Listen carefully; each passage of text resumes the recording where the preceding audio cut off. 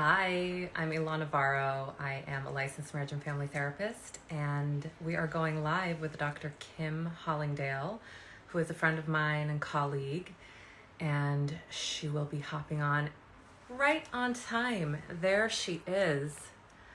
We are going to be talking about sports psychology, but also all the components that go into sports psychology: motivation, competition, comparison, really being aware of mind and body and the impacts of body image on athletes. We're going to dive into it all in the next 20 to 30 minutes. So just waiting for Dr. Kim to request me to join, and then we will get started.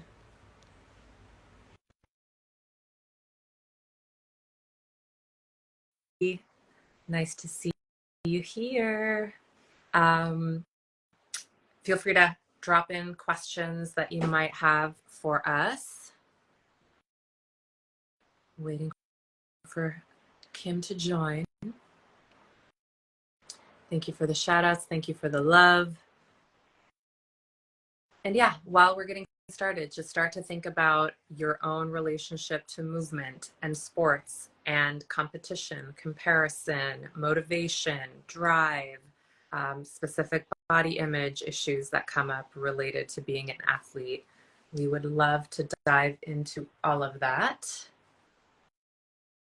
And I think there is our request. Thanks for bearing with me, guys. It's like I've never done this before, but I have. It says you're unable to join, Kim. I don't know if you can see me, hear me. It is saying we're having some issues.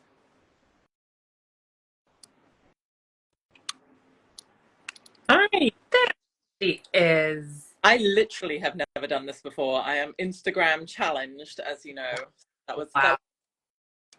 Well, very, very well done. It only took 2 minutes to get you into the room. So that is a bargain. Like professional at it now. Yeah. I love it. I love it. Well, thank you for joining. I appreciate you making some time for us.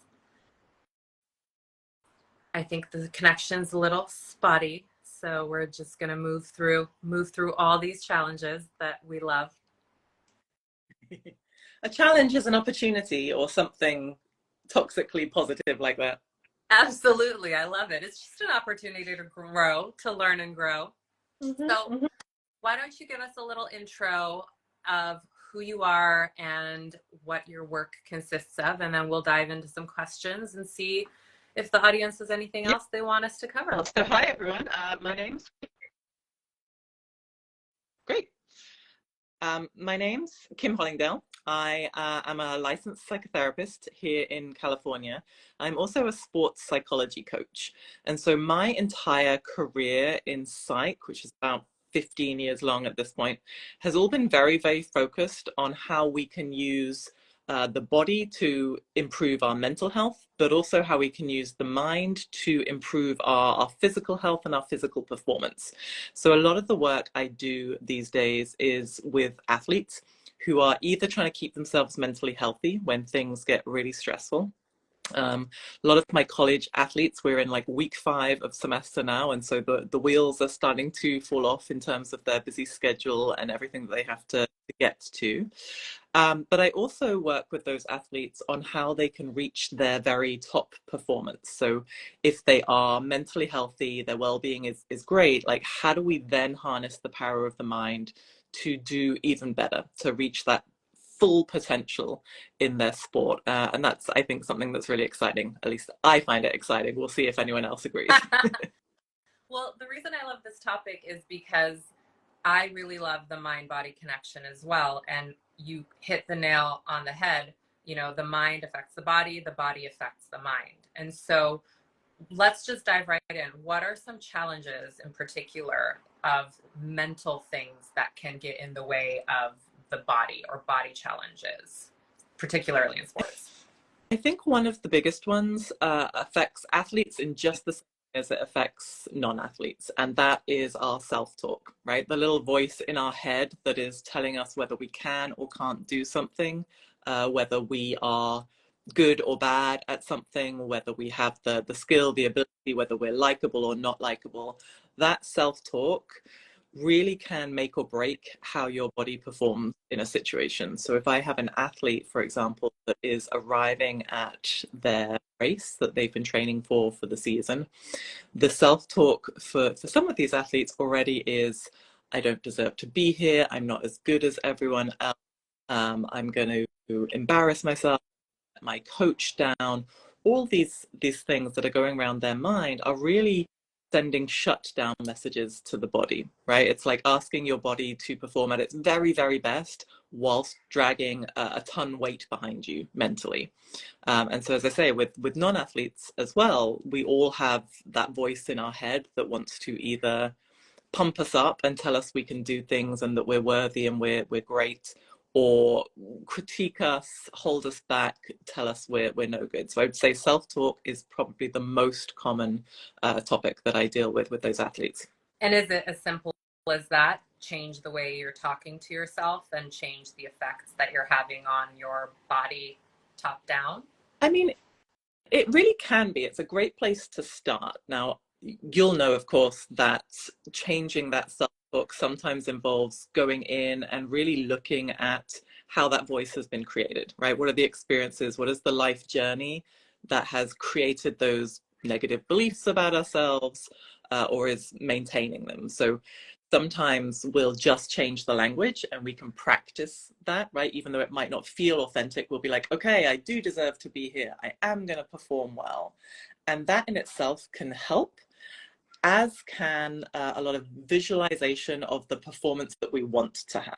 And I think hand in hand, they can really make a significant difference to, again, performance in an athletic field or well-being and accomplishment in any other area of our life that we're interested in. Yeah, I love that. And it kind of goes hand in hand with affirmations almost, which I know a lot of people are very resistant to because it can feel like we started out a little too toxically positive. And I always love to preface any kind of affirmation with I'm practicing. So instead of I accept myself as I am, it's I'm practicing accepting myself as I am. Even that little cue, it feels believable, and your subconscious mind is not going to just reject it automatically as this toxically positive kind of statement. So Not an out and out lie that our brain is going to reject because it can't possibly believe it. But yeah, I love that sort of simple phrasing helps make it palatable. yeah, yeah. And I forget where, but I heard somewhere that as long as your subconscious mind finds it 51% believable, that's kind of the goal, is the sweet spot. It doesn't have to be 100% believable, but just 51%, a little bit more believable than not, Right. in your self-talk can have a huge impact on your mental well-being, like you said, your performance, and also visualization. I love visualization. I practice it myself and I see the impacts of it. And we've got a validation down there, 51% yes. Um, just practicing, rehearsing, seeing yourself have outcomes that you want, it for me creates more motivation. Can you speak a little bit more about that visualization combination and maybe how it plays out in actual performance? Yeah. So visualization, I think, is really interesting because our brain, as smart as it is, isn't so smart that it can tell the difference between a real experience and an imagined experience sometimes. And so if we are visualizing in great detail what we want to happen, our brain is kind of getting comfy with the idea that that's happening or going to happen for us, right? It's getting experience in that place. And so what I recommend, and I know you do this as well, is getting those visualizations really clear, really detailed. So we're not just, I want to get better at soccer or tennis, or I want to get better at my work, my job. I want to get better at eating healthily or working out, whatever it is for you. We don't want just that general goal. We want to really sink in to a full sense experience. So once I arrive at this, what am I going to see? What am I going to feel? What are the thoughts I'm going to have? Like really getting detailed on what that would look like helps the brain create those pathways and helps move towards those. And in terms of motivation, this is a fascinating topic, and I'll try not to go on too long. But because our brain is hardwired for survival, it tends to focus on short-term things, right? It's trying to avoid threats, it's trying to avoid discomfort, it's trying to motivate us to go and seek out something that we need immediately, food, rest, medicine, whatever it might be. But the part of our brain that stores our longer term goals is a different part entirely. And sometimes when we are under stress, that part, the survival part, kicks in and stops us attending to the part of the brain that holds that, hey, in 10 weeks, I want to have learned this new skill.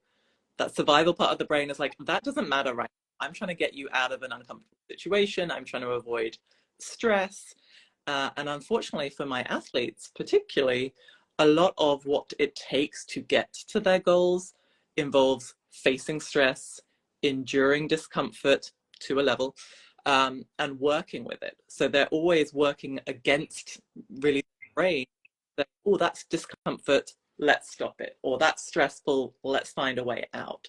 So you're always trying to manage these parts of your brain so you can stay connected with your longer term goal. Does that make sense? Absolutely. And I probably have it very simplified, but in my mind it's like anything new and uncomfortable, our brain registers as a threat. Yes. And so it could be a positive thing. Oh, I'm lifting heavier, or I'm like whatever, but initially it kind of freaks us out because it's new and uncomfortable and our brain has no familiarity around it. So I just kind of want to kicks it out of like, now let's just go back to the original programming that it's always been and keep it What that way.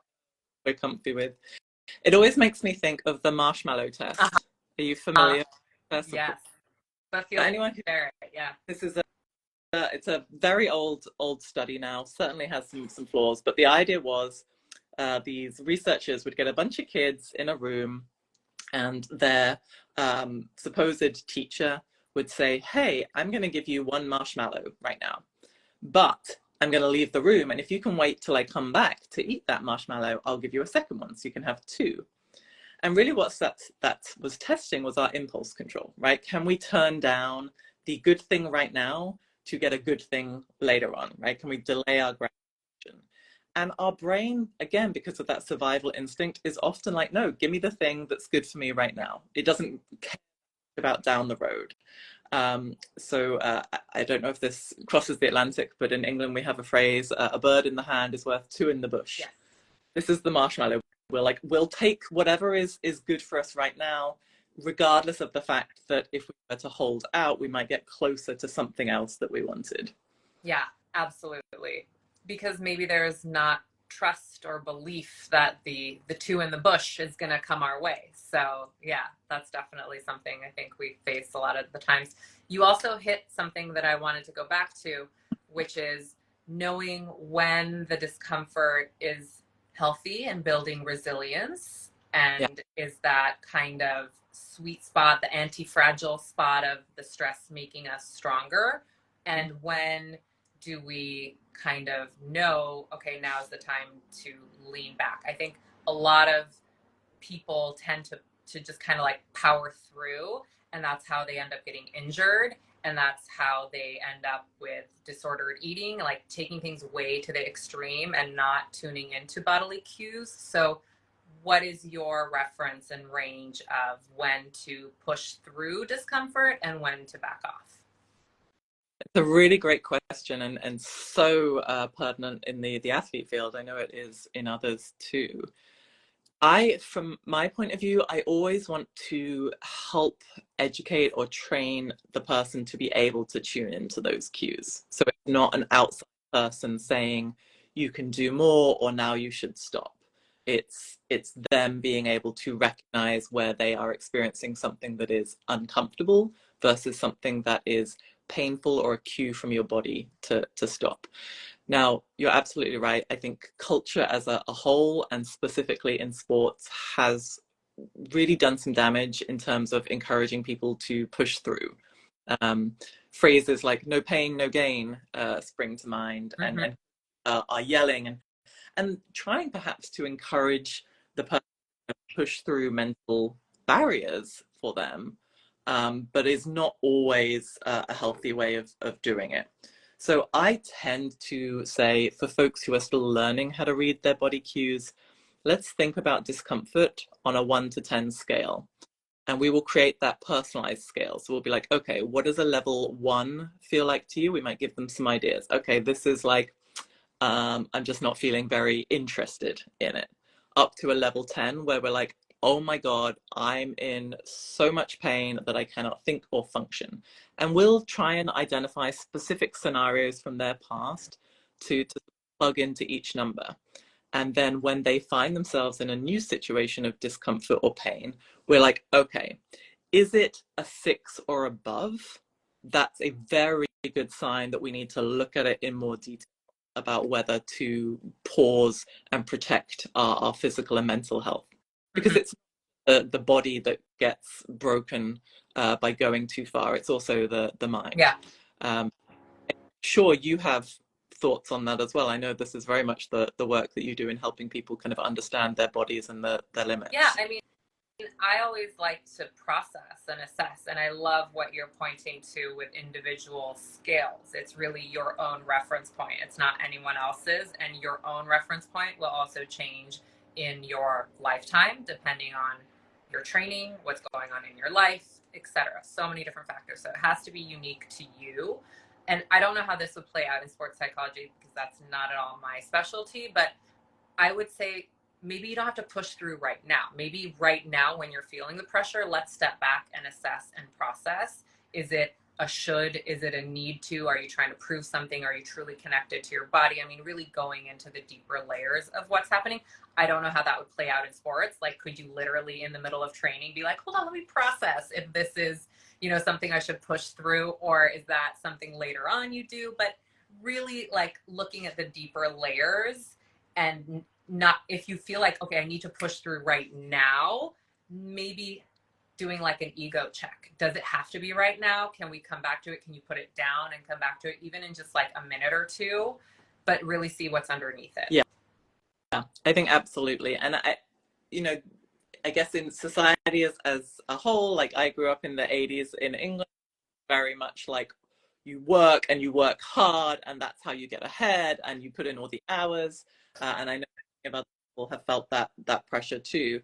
And in the sporting environment, I think the coaches and the team around the athletes have a lot of responsibility for setting the stage for whether that's okay or not, to be able to take those breaks and reflect in the moment. Yeah. I think wise, it actually would be a great idea. This is a wonderful way of being able to teach your athletes that intuitive sense of themselves, getting that trained, which can only help their performance in the long term. And for a lot of the athletes that I work with, they're not professionals, right? This isn't going to make or break their earning potential, their careers. Sometimes they are college athletes who are going to go on to a whole other field. Many times they are adult athletes who do this because they enjoy it.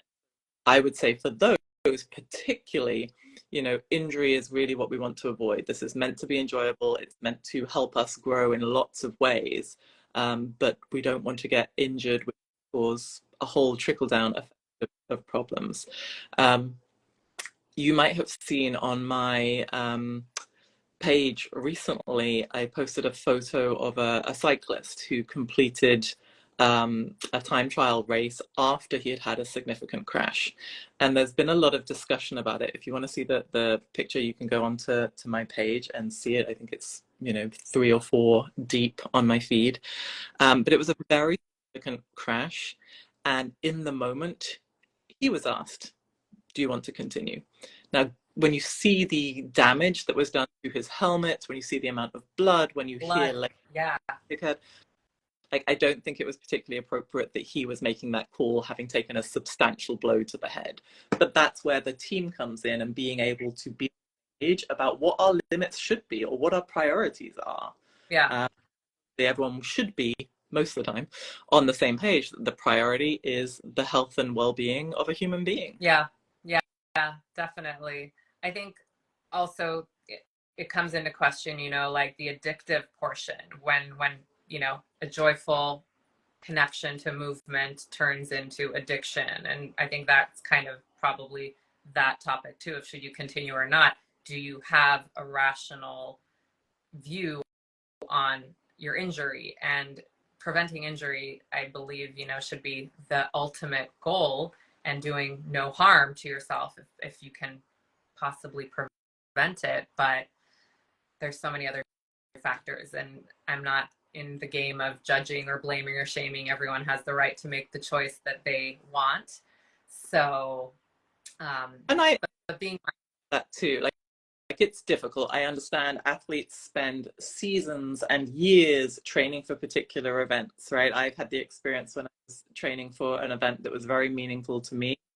Uh, Nothing fortunately happened to me injury wise, but I do remember being in the mindset that I was going to finish no matter what. Fortunately, I didn't have to make those decisions, but I can understand the desire to fulfill a goal at any cost. yeah, Uh, Sometimes I think it comes down to how much of our identity is invested in that goal. yeah, Like for the cyclist that I'm referring to, professional athlete, like may not feel like he has anything else that is as important as yeah, this, and even though wasn't in an appropriate place to judge for himself at that moment, was willing to risk anything to reach this goal.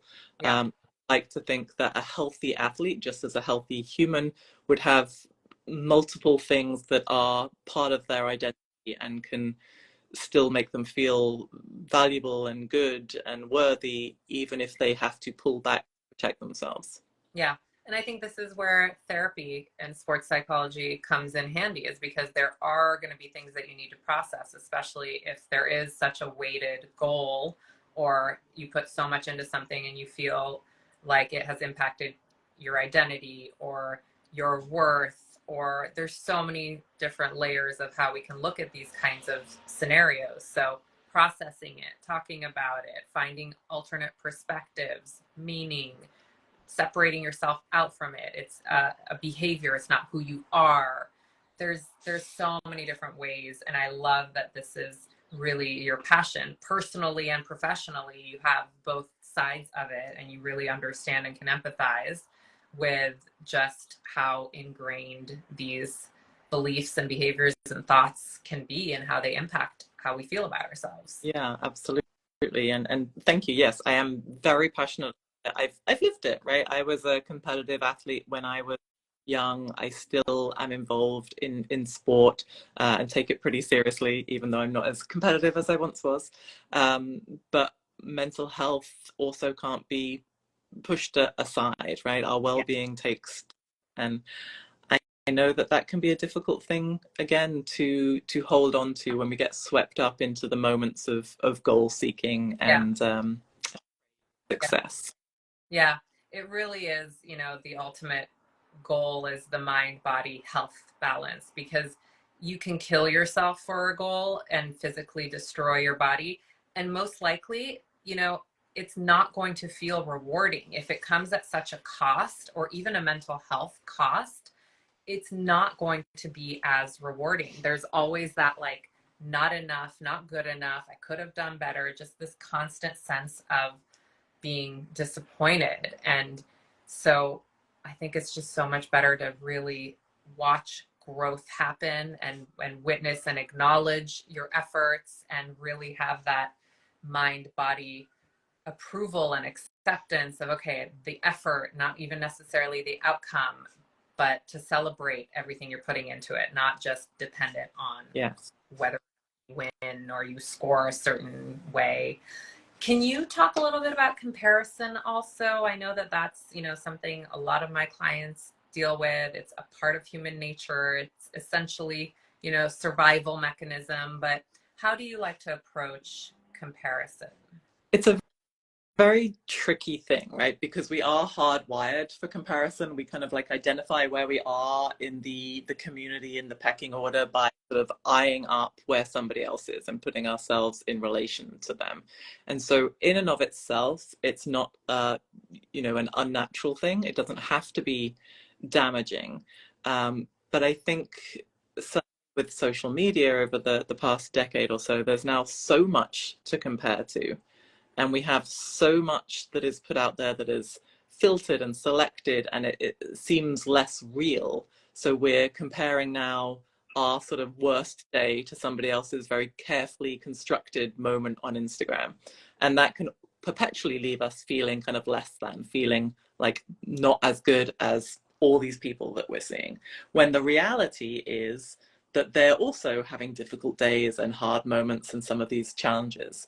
So I think comparison has become a little bit more tricky with that media, because it used to be, you know, aging myself, but it used to be the person stood next to you, you like eyed up how they seem to compare to you at the starting line of your race or at the interview, wherever you, and that was all you had, and you sort of figured out what you figured out from it. Sometimes a lot, sometimes nothing.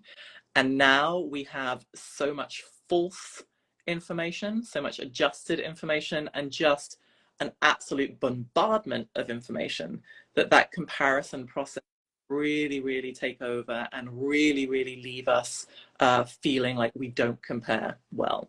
So the sort of first problem with comparison these days is we're comparing ourselves largely to bullshit, right? It's not real, it's not true. And so that can be a very hard place to feel good about ourselves. What else did I want to say about comparison? I had a thought.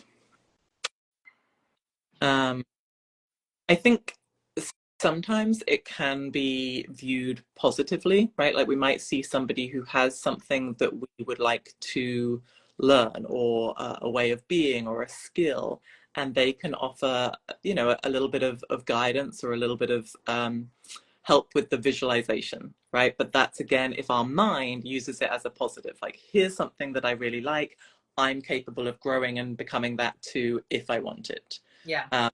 When the mind goes to, I am what I am, I'll never be anything different, that person is what they are, they naturally have arrived at that spot, that it feels Yeah. negative. Uh, I know for you, comparison probably ends up being sort of like body comparison as well, which is a particularly tricky one, but I'll defer to you on that topic. Yeah. Well, I love how you brought it back full circle to the visualization again and the self talk, and really just being mindful of all of those little intricacies when making a comparison.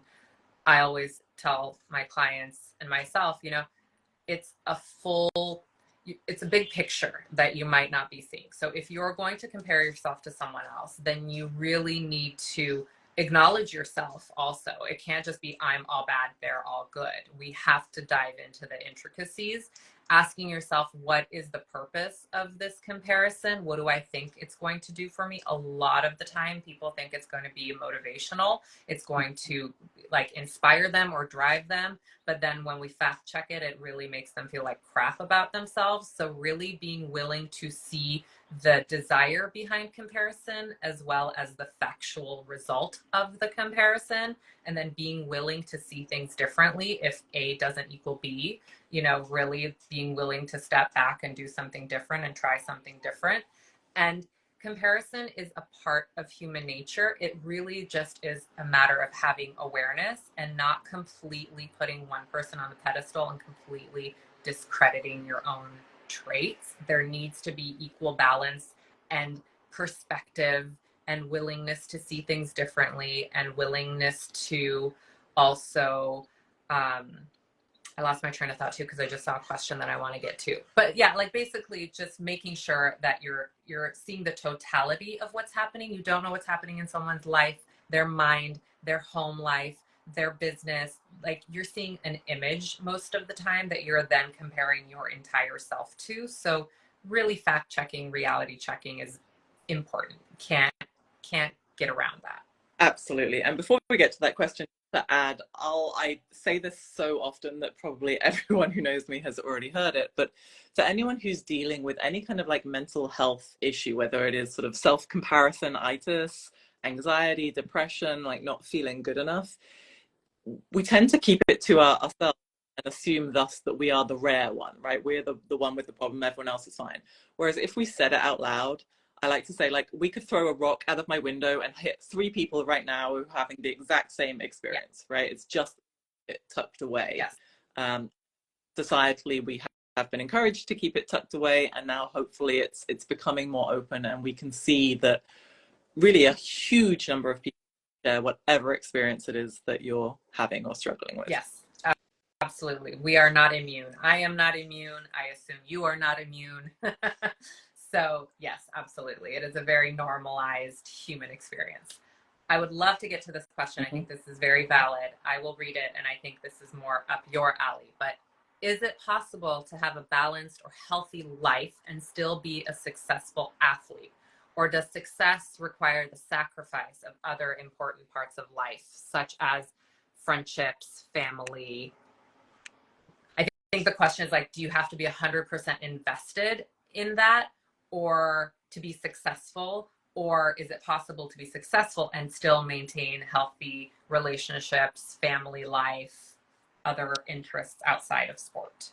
It's a great question, because we do sort of again romanticize folks who have given up everything in pursuit of a goal. The media does that. We all know famous athletes that have just like lived and died in their Yeah. sport. Controversially, though, I tend to think that you can, right? That you can have it all in the regard of being a successful athlete and having other aspects that are healthy and well in your life. What typically for those athletes that are all in, their life is all about that sport, is whilst that can, for a short period of time, produce big gains, it's not sustainable. So they might have a peak for a season, but it's going to crash and burn. They're going to burn out, and then there's very little kind of left of their life when that happens. And they also can't sustain that sort of sporting level. So what I tend to encourage my athletes to do is, of course, we train hard. Of course, we work. We want to be successful. And success, FYI, looks different for everyone. But those athletes that can be invested in their sport, train hard, and leave space, room, time, and energy for relationships, for fun, for other things that are important to them, will likely be able to perform at a very high level, but for a longer period. And I'm very focused on athletes not just being successful, but enjoying their sport. Like, I have burnt out personally on one or two of my sports over the years because I have been prone to that all-in mentality. Yeah. And it would have been a better athlete. I would have performed better if I had been able to consistently work at that sport over several years, rather than just being all in for 1 year and then flaming burnout and being out of it. So long answer to the question, but yes, I think again culturally we've been encouraged to have athletes be all in, but if you look at the trajectory of their success and their careers, it's very, very, very rare to be all in and sustain that performance across a sporting lifetime. Yeah.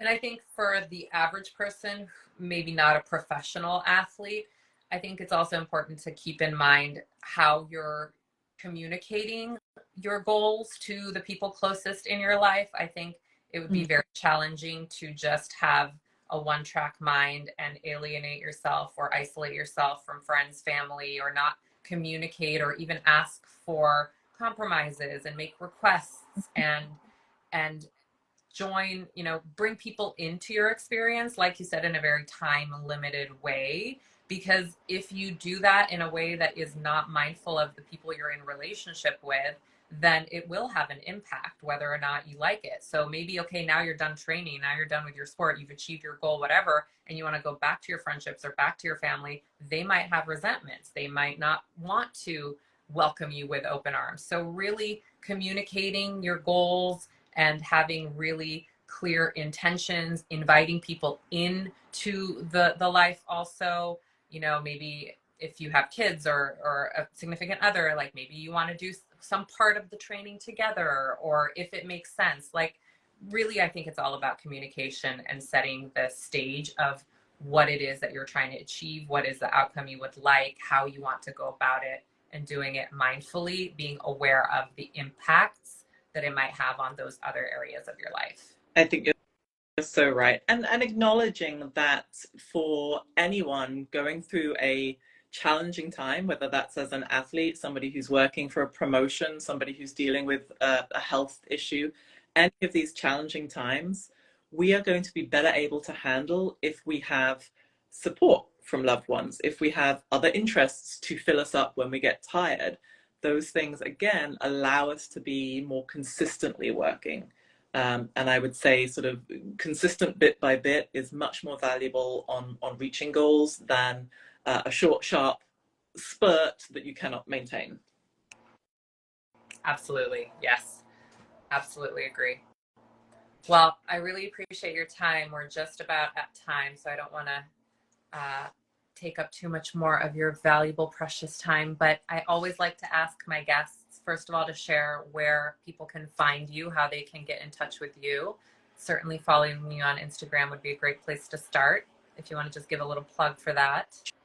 Sure. So you can find me on Instagram at drkim_sportpsych. And my website is www.themovemental.com. You can find me on either of those. What else do I do? I think those are the two big ones right now. Fabulous. You can reach out, shoot me an email. I love to chat. I offer free consultations for anyone who does have questions, and always happy to speak to new people. So, and you see individuals in the state of California, is that correct? I see individuals really across the globe. So if it depends, as you well know, if we're doing psychotherapy specifically, then California. But if I'm coaching them on sports psych, let's say there aren't mental health issues to worry about, that's all around the globe. So I work with some European athletes as well as some nationwide American athletes. Fabulous. Wonderful. I cut out a little bit, but just to summarize, psychotherapy is California, coaching is global. Similar to myself, absolutely. And then I always like to just leave people on a note of kind of self-care or connection. And I like to ask, what is your favorite way of either connecting with yourself, taking care of yourself? What kind of practice or skill do you enjoy right now? Right now, I am really back into my meditation practice. I like meditation to get a little quiet in my mind that gets busy. And I, as you know, Alona, I'm obsessed with my dog. So anytime I need a little love and comfort, ironically, it's not my husband that I go to, although he's great too. It's my dog, Penny. I love She's, it. yeah. So hug your animal, hug your partners, meditate. That's probably my self-care plan for the rest of the day. I love it. Wonderful. Thank you so much again. I really appreciate it. My And pleasure. thanks everyone for tuning in. Bye, everyone. Bye. Thank you.